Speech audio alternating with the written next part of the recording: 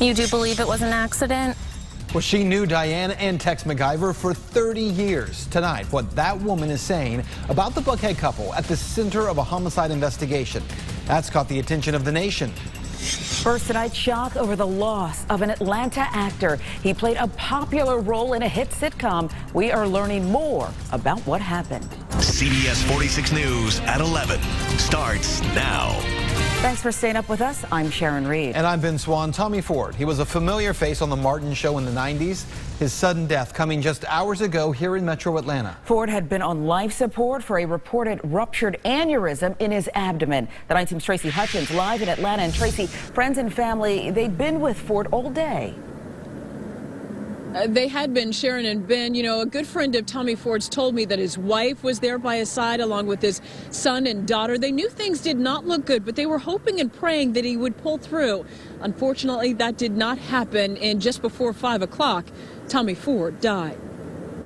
But inside every one of them is a doctor, is a lawyer, is a president, is a leader. Tommy Ford strived to be a positive role model in Metro Atlanta working with youth. CBS 46 featured him in a Positively Georgia segment just this past March. But Ford was best known for playing Martin Lawrence's best friend Tommy for 5 seasons on the 90s sitcom Martin. Many saw Ford in a more vulnerable light over the last 2 weeks as he chronicled his knee replacement surgery on Instagram. Then, on Sunday, Ford was back in the hospital again, fighting to survive an abdominal aneurysm.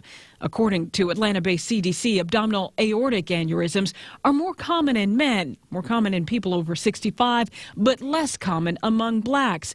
And some risk factors include high blood pressure and high cholesterol. Before Ford died Monday evening, a longtime friend told me Tommy always had a sense of humor. He turned 52 September the 5th, and the reason I know that is because my birthday is September 4th. And it was his work inspiring young men in Metro Atlanta that mattered to him the most. There's never been a time that I called Tommy to do something, especially for the community, that he did not show up. My heart is hurting because not only is he a good person, he's good for the community. The community needs a Tommy Ford. And again, Tommy Ford leaves behind a wife and a teenage son and daughter as well. And his friend told me that he came to Atlanta, Tommy Ford did, some 6 years ago, came here for a job and always laughed about he came here but never left some 6 years later. Live in Atlanta, Tracy Hutchins, CBS 46 News 19. Tracy, thank you. New at 11, a jury takes just 90 minutes to convict a former Atlanta police officer of murder. 25-year-old Tareem Rana was found guilty on all charges. That includes felony murder. Hapeville police arrested him in 2014 for shooting and killing 26-year-old Veronica Woodard and setting her body on fire. Rana will be sentenced at a later date. Tonight, we are following new developments in a high-profile case. CBS 46 investigates. The first to report the name of a key witness, the woman who was behind the wheel when Tex McIver says he accidentally shot and killed his wife, Diane. Danny Jo Carter exclusively told CBS 46 she's having a hard time dealing with what happened, and she says, quote, she lost her best friend of 40 years and doesn't want to talk about it. Meantime, as police continue this homicide investigation, CBS 46 also spoke with someone who's known the McIvers for decades. Phyllis Gable was the couple's housekeeper. She talked to the Night Team's Natalie Rubino. Phyllis Gable was more than the McIvers' housekeeper. She knew Diane for 30 years. Gable tells me Diane was there for her through some of her hardest times, and that her death is a terrible accident.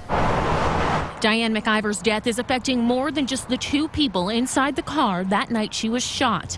Those close to Diane are also struggling to get back to normal life. She was a beautiful person. Phyllis Gable met Diane 30 years ago through Gable's husband. She eventually became Diane and Tex McIver's housekeeper.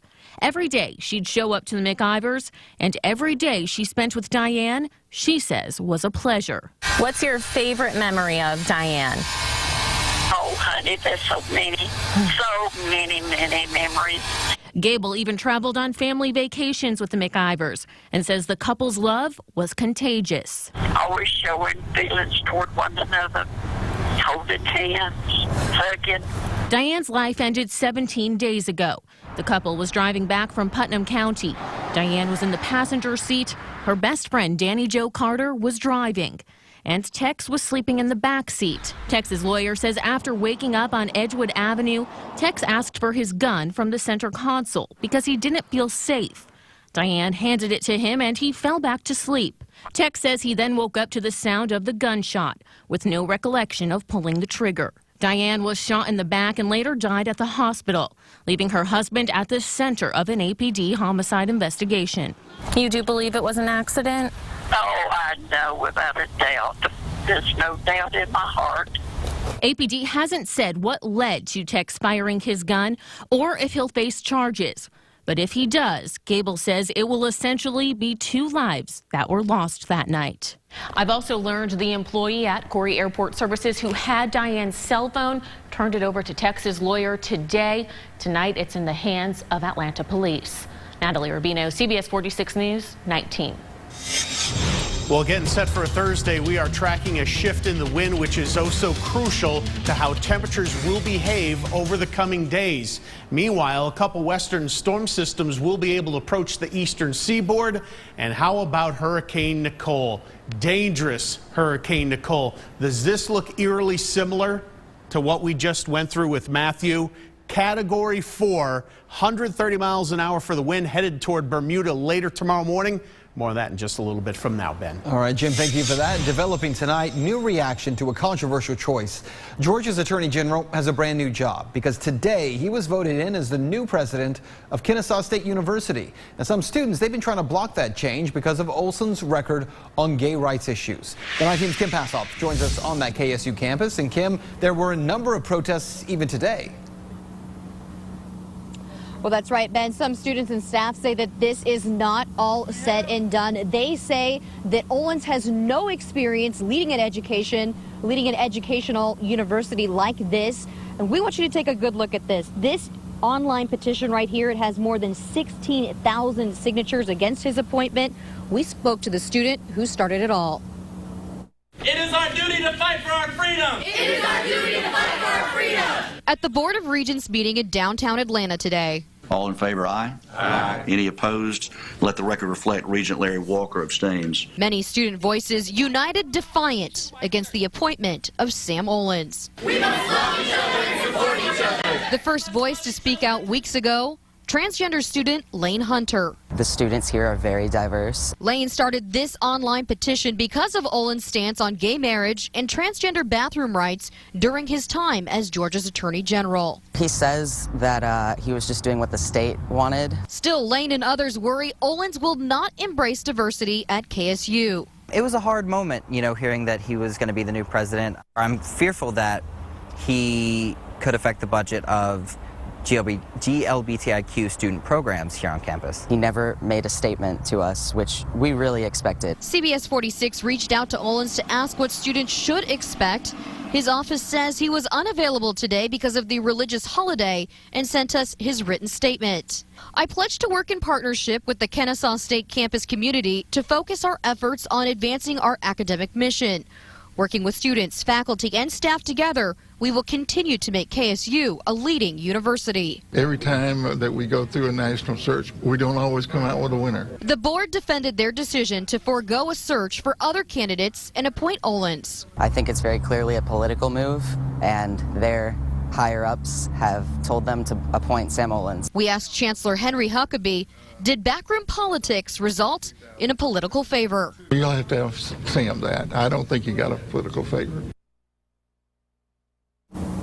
And students that I spoke with say that they plan to protest on Olens' first day. That will be November 1st.